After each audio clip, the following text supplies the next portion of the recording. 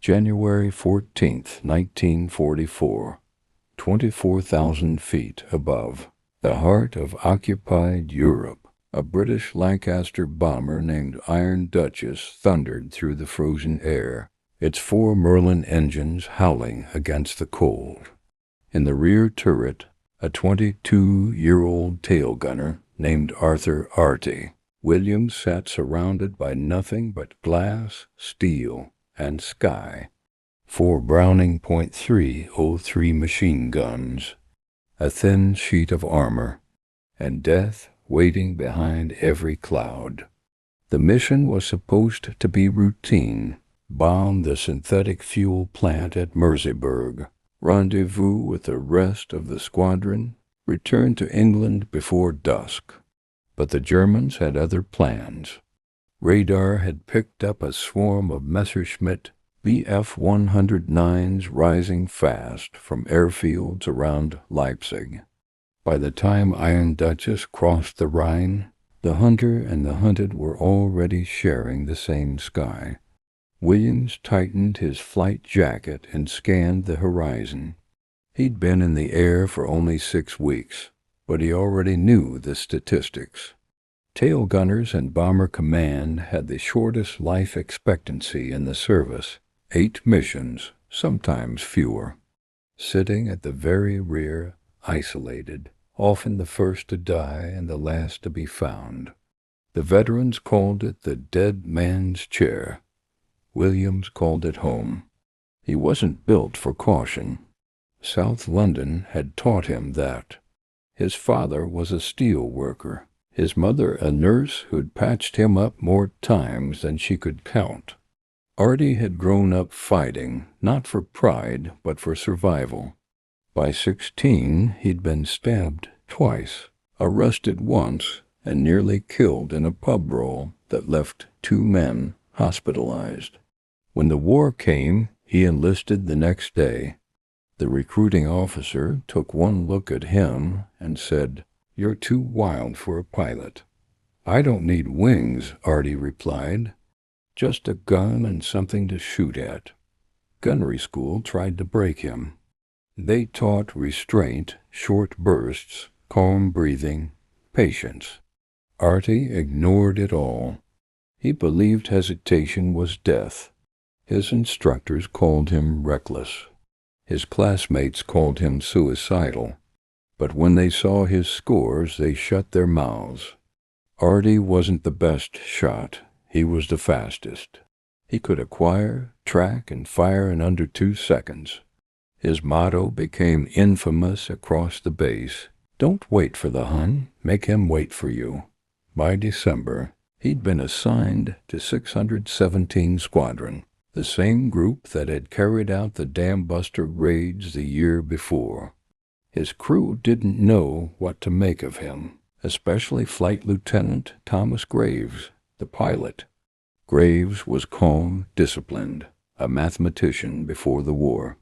Williams was chaos with a headset. But Graves saw something in the young gunner, a spark, maybe madness, maybe genius. Now, 3 hours into their mission, that spark was about to ignite. Bandits, 6 o'clock high. The intercom crackled. The navigator's voice trembled. 14 Bf-109s forming up. Williams swung his turret around and saw them, dark shapes against a white sky, slicing through sunlight like blades. They were climbing fast, disciplined, and perfect. Standard Luftwaffe intercept formation. 2 sections, staggered height. They'd dive in waves, tear the bombers apart, then finish off the stragglers. Textbook. Inside the Lancaster, tension thickened. Graves' voice came over the headset. "All crews defensive positions. Gunners, hold your fire till they commit. Standard procedure. Wait until the enemy is within range. Conserve ammunition. Let them make the first move." Arty Williams' finger hovered over the trigger. He whispered to himself, "Not today." He saw how they moved, like predators, The lead Messerschmitt twitched, left, right, testing, calculating. At 1,500 yards, they began their attack run. The classic approach, sun behind them, altitude advantage, guns primed.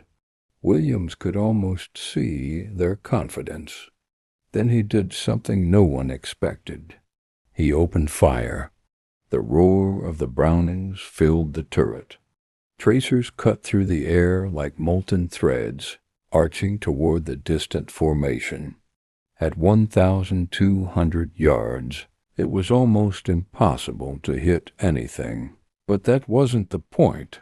The German formation immediately wavered. The lead pilot banked hard left, breaking the perfect symmetry of their assault. The others hesitated, unsure if it was a trap.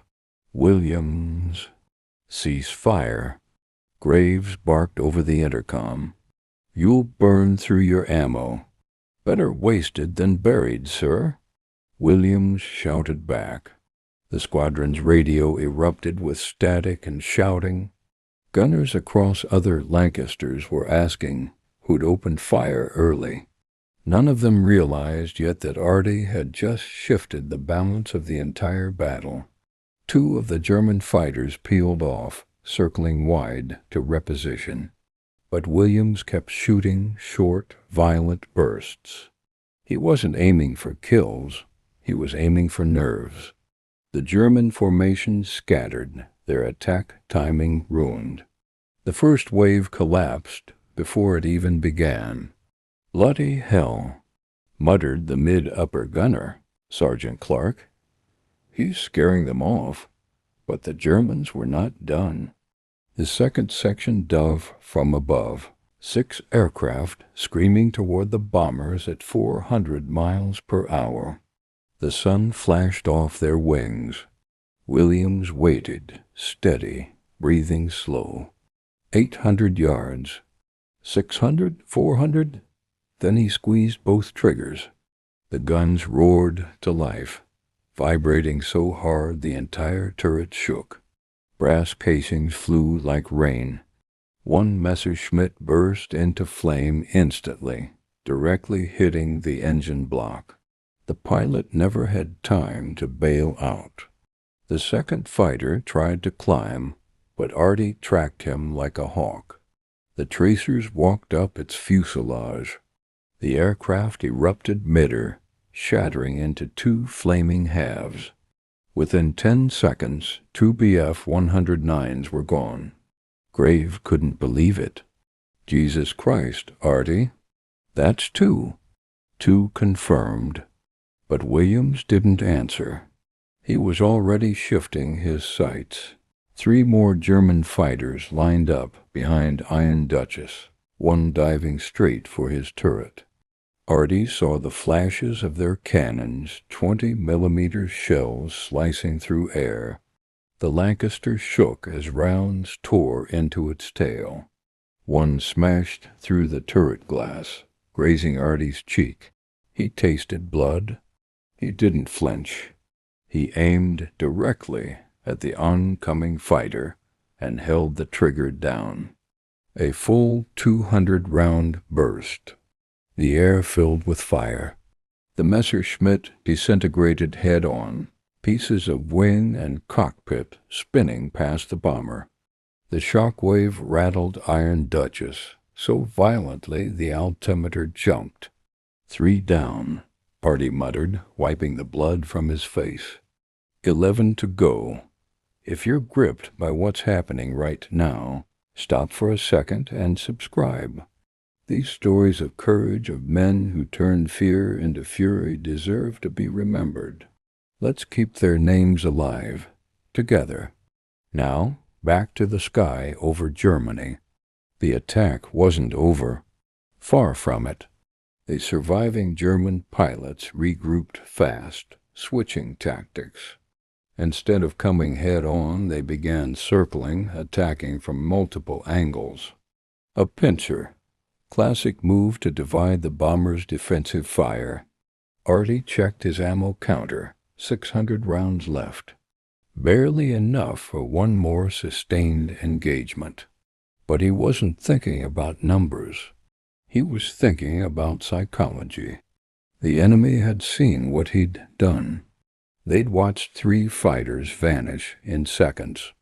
Fear was starting to whisper in their minds. He could use that. Mid-upper, cover 7 o'clock. He barked, "I'll hold 6. Clark swung his turret. Copy that. The Germans came in fast. 5 from 6 o'clock, 4 from 8, 3 from 5. 24 guns across the squadron blazed to life. Tracer fire streaking through the sky like meteors. Arty focused on the center group. The lead Messerschmitt closed in, confident, aggressive. Arty waited, perfectly still, heart pounding. 400 yards. 300. He squeezed. A burst tore across the fighter's wings. It rolled, caught fire, and slammed into another Bf-109 beside it. 2 down, 1 volley. The remaining 3 tried to dive under Iron Duchess, hoping to attack from below. Arty anticipated it. He pivoted his turret, firing downward, a rare and difficult angle. His tracers found metal again. 1 German pilot bailed out, his parachute opening like a ghost in the smoke. That made 6 kills in under 2 minutes. But Arty wasn't satisfied. The rest of the German fighters regrouped, this time further out, 2,000 yards. He could see them conferring, flashing wings to signal. He knew what was coming. A mass charge. They wanted revenge. He smiled. "Come on, then," he whispered. "Let's dance." The sky erupted. All 14 remaining fighters came at once, screaming toward the bombers. It was madness, but so was Arty Williams. He didn't wait. He opened fire before they even aligned. His guns thundered, tracers slicing through the clouds. The Germans, expecting discipline and restraint, met chaos instead. The first to reach range was a black-nosed Bf-109.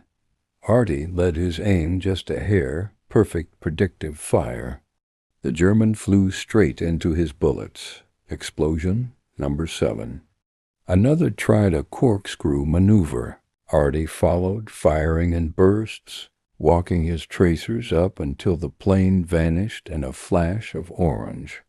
Number 8. But now his ammunition indicator blinked red. 200 rounds left. 3 minutes of combat had drained everything. He was almost out, but so were the Germans' nerves. The last 6 fighters hesitated, wobbling in formation. They'd seen too many of their own fall. Arty seized the moment. He aimed high, deliberately off target, and fired a final long burst into the empty air above them, a bluff. The tracers arced over their formation like lightning, making it seem like covering fire from another gunner. The effect was immediate. The Germans panicked, broke formation, and scattered. One clipped another's wing, trying to evade. Both went down in a spiral. Another attempted to climb too fast and stalled. He crashed into the clouds below. That made 11 confirmed, 3 unconfirmed. 14 German fighters were destroyed or disabled in 3 minutes. The intercom was silent. Even the engines seemed to pause. Then Graves' voice came, quiet and disbelieving. "Arty, did you just—" "Yes, sir," Williams interrupted, breathing hard. "I think I just ended the war early."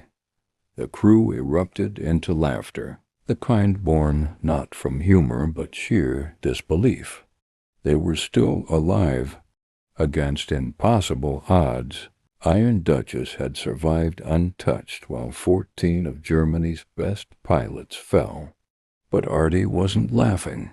His guns were empty, his glass cracked, his hands trembling from the vibration. He looked out into the endless blue and muttered, "They'll come again." They didn't. By the time the bombers reached Merseburg, no German fighter dared approach Iron Duchess. Radio chatter confirmed it. Enemy pilots were warning others, "Avoid the Lancaster with a white tail gun." "He's insane." Iron Duchess dropped her bombs, turned for home, and limped across the channel. When they landed at RAF Scampton, ground crews swarmed the aircraft. They counted 63 bullet holes, 2 near misses from cannon fire, but the tail turret was still intact. And in that turret sat Arthur Williams, pale, exhausted, and silent. The intelligence officer thought it was a mistake. 14 confirmed kills from one turret? Impossible. Graves shook his head. "You weren't there." "It happened." Word spread fast. By nightfall, every gunner on base was asking how he did it. They called it Williams' madness. But Graves saw it differently.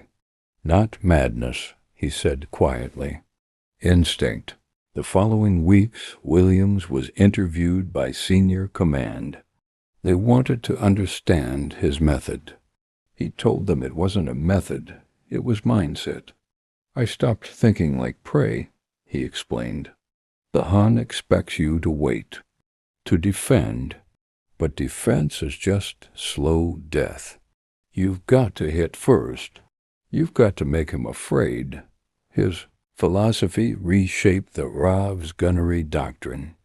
Training manuals began emphasizing initiative fire, the idea that a single burst at long range could shatter an enemy's coordination. Instructors called it the Williams Principle. By March, every tail gunner and bomber command knew his name, and every German pilot knew his legend. Radio intercepts captured Luftwaffe squadrons warning, "Do not engage British bombers showing aggressive fire. High risk, high loss." Psychology has become the new weapon. Arty flew 12 more missions after that. None were as deadly, none as desperate. But on each one, enemy fighters broke off before closing to range. The sight of his turret guns and the reputation behind them was enough. When the war ended, he returned home quietly, refusing interviews. He became a mechanic, lived alone by the Thames, and never once spoke about Merseburg. But those who'd flown with him remembered. Decades later, at a reunion of 617 Squadron, Flight Lieutenant Graves raised a glass and told the story again. "He didn't just shoot down 14 planes," he said. "He shot down fear itself." That day the air belonged to him.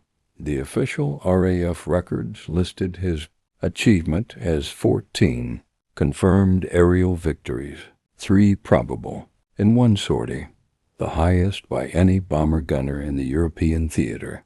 But the statistics missed the point. Williams' victory wasn't just physical, it was psychological.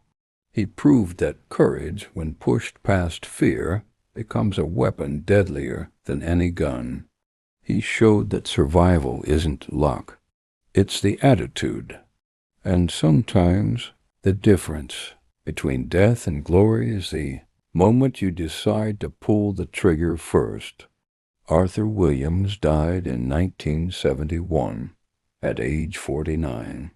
The newspapers mentioned his medal, the Distinguished Flying Medal, and a line about his heroic service, but they didn't mention what he changed. They didn't mention that his madness became doctrine, that his recklessness became the standard. They didn't mention how one young gunner, staring into the face of 14 enemies, refused to wait for permission to fight back. In the archives of RAF Scampton, one note remains from his debriefing. On that January day in 1944, in faded ink, written by Williams himself, it reads, "Courage isn't staying alive.